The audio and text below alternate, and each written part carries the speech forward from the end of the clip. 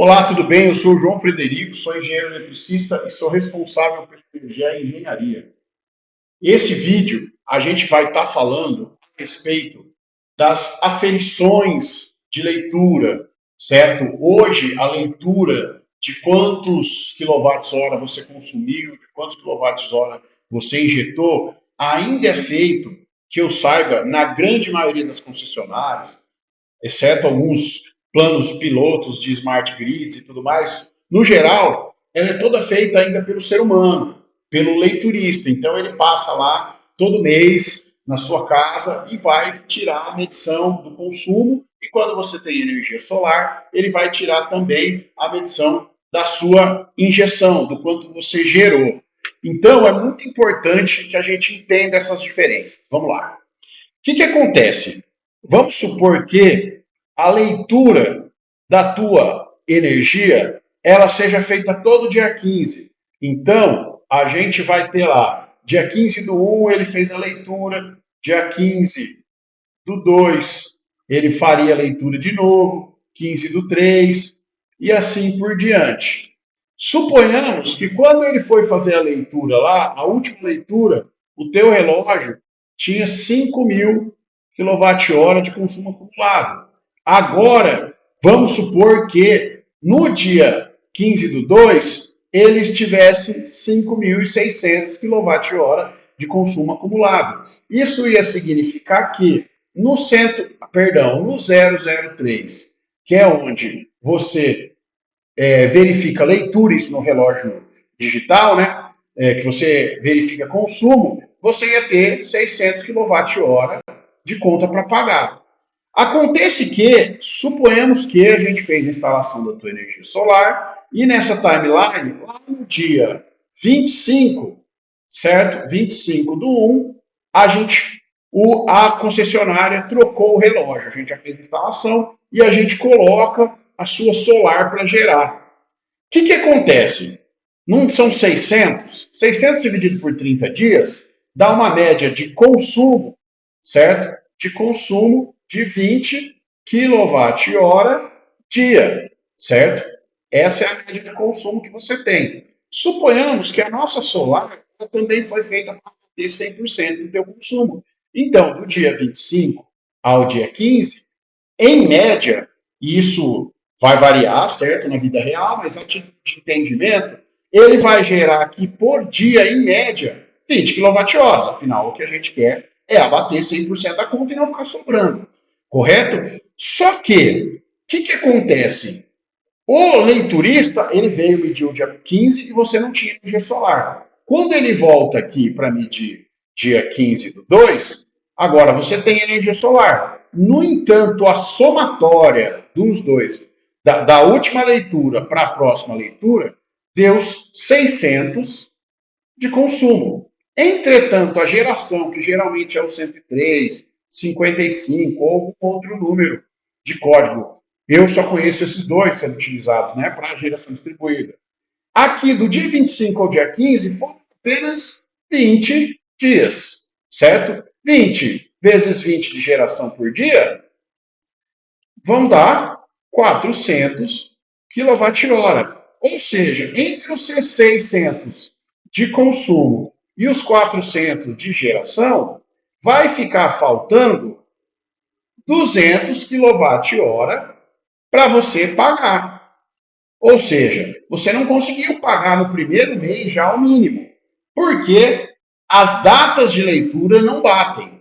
E isso é o mais comum. Na sua primeira leitura, você não ter sua energia batida 100%. Exceto quando dá, por exemplo, a sorte de ele fazer uma leitura no dia 15, a gente lá no dia 16, 17, já trocar o relógio e a gente ter planejado gerar 20 por dia, e como a gente quis ser conservador, ao invés de gerar 20, ele gerou 25, e no final das contas, 27 dias gerando um pouquinho a mais, abateu tua conta de 30 dias consumindo. Então, isso é a exceção, quando a data de troca do relógio, da ligação do sistema solar, está muito próximo da data da antiga geração.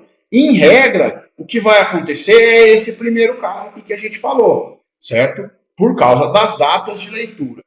Mas vamos supor que o teu sistema ele não foi feito para bater apenas na sua residência. Ele foi lá, você tem uma segunda casa, um outro unidade consumidor, um comércio, que também está no seu nome. Para caracterizar o consumo remoto, precisa estar no seu nome. Só que a leitura dele aqui foi feita no dia 30 do 1, certo? Nessa segunda unidade consumidora. Aí, você vai chegar aqui, a tua conta vai vir integral. Aí você vai ligar para a gente e vai falar assim, ô Fred, não tem que abater lá no meu comércio? Sim. E você fez essa documentação? Não, sim, nós fizemos. Agora, o que acontece? Você concorda comigo que quando ele fez essa leitura do dia 30 do 1 aqui, por mais que nós já tivéssemos solar aqui, na geradora, o leiturista só vai perceber que ele tem crédito lá no dia 15 do 2, quando ele for de novo. Então, na segunda unidade consumidora, cuja leitura é feita no dia 30 do 1, você não vai ter crédito ainda disponível no dia da leitura do dia 30 do 1. O que vai acontecer lá no dia 15 do 2? O leiturista vai chegar, vai aferir, por exemplo, vamos supor que agora não é para gerar mais 20, é para gerar 30. Então, aqui, nesse mês, ele gerou 600, certo? Porque, aliás, perdão, em 20 dias ele vai gerar 600. Tem um detalhe, né? Como eu coloquei aqui 5.600, ele gerou 600, ele ia abater 100% da primeira conta. Então, vamos supor agora, nesse segundo caso, que aqui, na verdade, aqui ele chegou em 5.400, certo? Nesse segundo caso, não mais em 5.600. Ou seja, quando ele foi fazer a leitura no dia 15 do 2, o cliente consumiu em 30 dias 400 kWh no 003 e ele gerou 600 no 103. Ou seja, sobrou 200. Agora sim sobrou 200. Então agora a gente tem crédito, gerou para abater 100% da unidade geradora e esse crédito vai ser enviado para essa outra unidade consumidora. E ele vai ficar de fato como crédito. E quando que ele vai ser utilizado? Já que ele não conseguiu ser utilizado na conta do dia 30 do 1,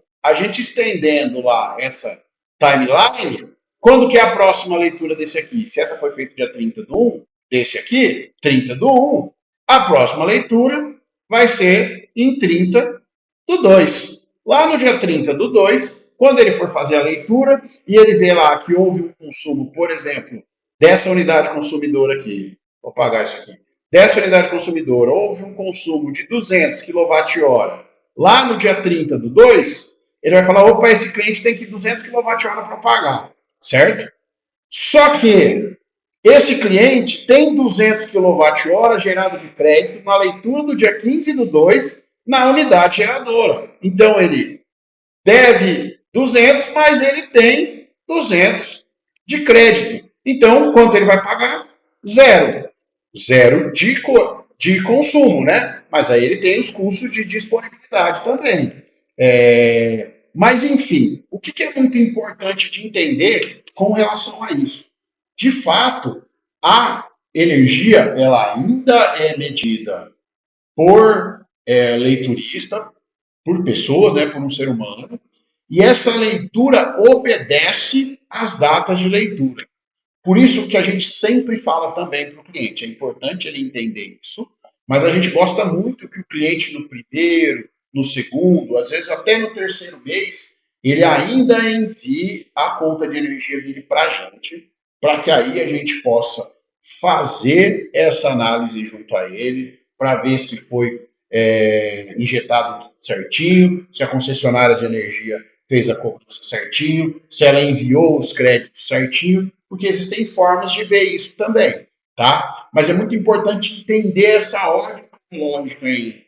Você não tem geração solar, geração distribuída, você passa a ter data de leitura e data de leitura do autoconsumo remoto e conseguir montar esse quebra-cabeça, essa timeline. É isso. Qualquer dúvida que vocês possam vir a ter, entre em contato com alguém da nossa equipe, entre em contato através do saque, que a gente vai ter uma enorme satisfação e prazer em poder estar ajudando todos os clientes da Energia. Tá bom? Muito obrigado.